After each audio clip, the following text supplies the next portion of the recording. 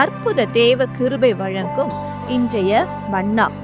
கடுகு விதையளவு விசுவாசம் உங்களுக்குள் இருந்தால் நீங்கள் இந்த மலையை பார்த்து இவ்விடம் விட்டு அப்புறம் போ என்று சொல்ல அது அப்புறம் போம்.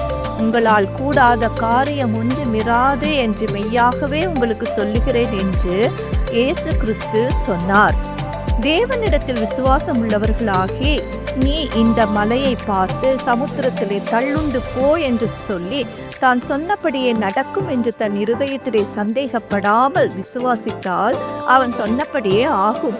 ஏனென்றால் அது கர்த்தருடைய பரிசுத்த வார்த்தை, அது ஒரு நாளும் பொய் சொல்லாது. சிறு பிள்ளைகளுக்கு இருந்த விசுவாசத்தை போல குழந்தைத்தனமான விசுவாசத்தோடு நீங்கள் கர்த்தரை நோக்கி பார்த்தீர்களானால் அது நிச்சயமாகவே உங்களுக்கும் நடக்கும்.